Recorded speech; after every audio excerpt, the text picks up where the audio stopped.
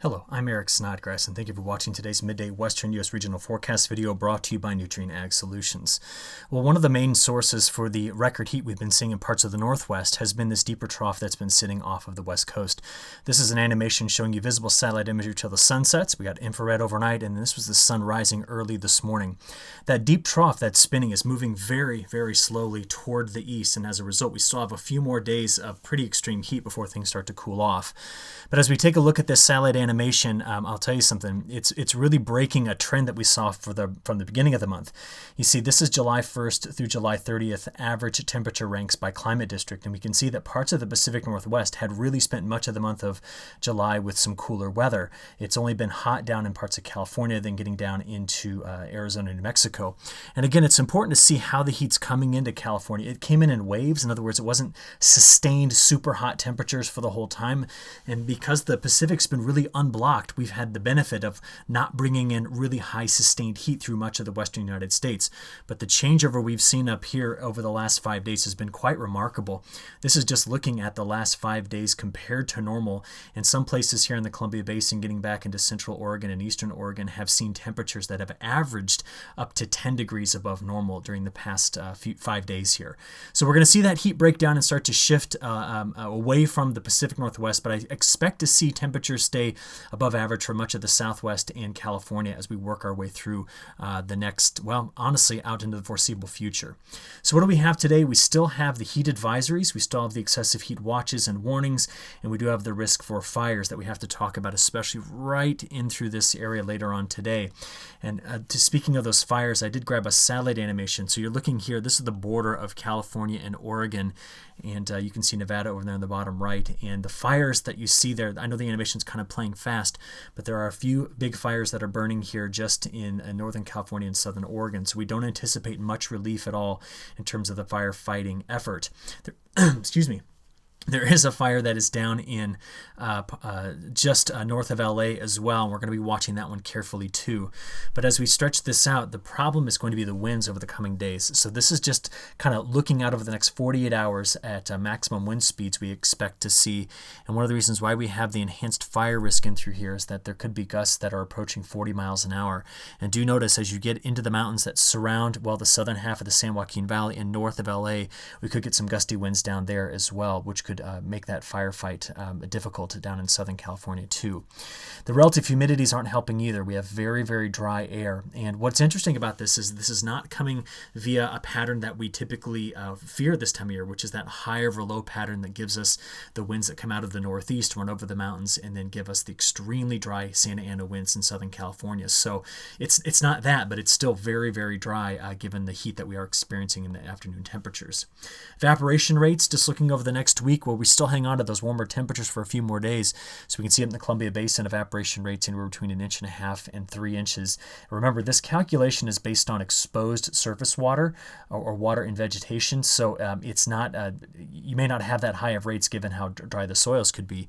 Snake River Valley, similar situation. And you get down to Southern California as normal. We're off my chart here at about 4 inches. I should probably adjust this color bar. I know I've said that a dozen times, but it's something that allows me just to really pick out where the really high evaporation rates are going to be. So watch this pattern though, okay? As I play this forward, troughs and ridges, you can see the deep trough finally cutting in after the weekend into the Pacific Northwest. We even see at times next week another trough coming in toward the end of the week. And so what we're going to go back over to is that unblocked, flow. In other words, we get a little bit of relief, but we see the models tending to go toward building a ridge somewhere over the Four Corner states, and this is not good for the monsoon, but it builds this ridge over the Four Corner states here with overall just flow not advertising major heat longer term along the west. It's going to be warm just because the jet stream is north, but no major heat here along the northwest part of the United States. So let's talk temperatures first. It is a scorcher today. We're going to be seeing temperatures well past the triple-digit mark from Spokane down to Yakima, Tri-Cities area. We're going to see triple-digit heat in the Snake River Valley and into much of Oregon, a lot of upper 90s. Through the Central Valley of California, upper 90s, lower 100s, very hot in the desert, 115 to 117 17 degrees. So it's very, very warm as this trough digs here, and there's a trough just off the coast. So we're pinched in between the two with that ridge. Working our way into the weekend, you can see how things are going to change. Saturday cools off a bit here in the northwest. In other words, not 103, but 97. And we still see the same temperature patterns through much of California and into the desert southwest. But as we work our way into the weekend, this is now Sunday, getting into Monday, look at the cool down coming from Monday and Tuesday of next week.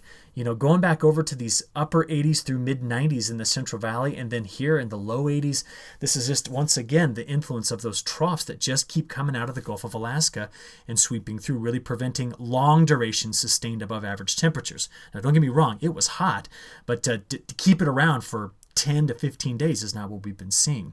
Working away to next Wednesday, I mean, we just see the National Digital Forecast Database here backing away from the extreme heat, although it just keeps the jet stream north, which is why we still see some warmer colors there indicating slightly above average temperatures. But notice the Central Valley of California here, those temperatures, low 90s to mid to upper 90s, that's pretty fantastic. And we get away from those 115 to 117 degree temperatures in and around Phoenix and back it back off down to below 110 as we get out here to the 6th of August. Keeping on this theme of temperatures, we notice that when that trough comes through in the 6 to 10 day time period, so remember we got the one coming through early this upcoming week, and then we have the second one coming in. We just see that it's kind of hard for the West Coast to build that heat really back up in a major way. But we do notice that as we get out here, what is this? This would be the time period ending on the 15th, that overall the West is favoring some warmer conditions. And that seems to be the way it's going to be going here. We're just going to get these waves of heat that roll in, given the unblocked jet stream in the North Pacific. Now let's talk about precipitation. So what I've got here is the last 30 days of precipitation. And I'd like to really focus in on the southwestern monsoon, given that that's the region where we would want to be seeing quite a bit of precip.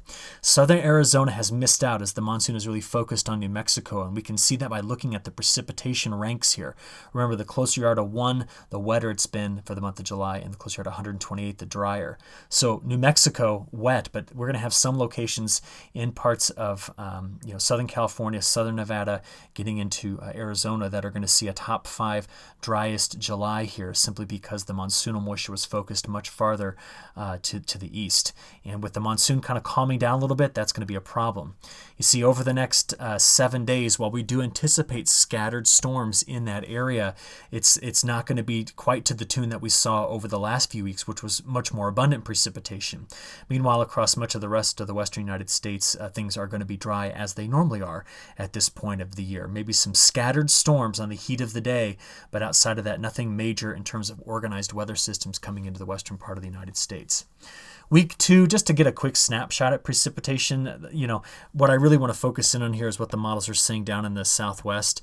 Both are picking up on a drier than average pattern for the southwestern monsoon, but they do disagree a little bit on the strength of the ridge, with the GFS having a ridge farther to the north, but it's flatter across the United States. The European has a tighter ridge that digs down into a broader trough over the east. So similar setups, but just these small differences make a difference when you think about the strength of that monsoon. Longer term, we'll finish it up here. ECMWF weeklies came in, and August 14th to the 21st, what I don't like to see is that the models aren't bringing back in the wetter conditions. August 21st to 28th, we've lost a signal down here, so we're going to have to wait to see how that shapes up.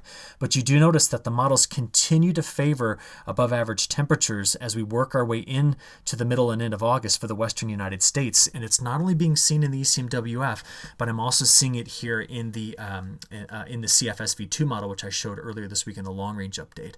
So some consistent forecasting here for above average temperatures moving into August, but the question remains, will we get the shots at cooler air like we normally get that bring in some relief from that heat? And right now I have to say that persistence might win the battle here, with the forecast suggesting that it's not just going to get hot and stay hot, but instead we'll have these brief interludes of relief, given that the North Pacific is not blocked up at this point.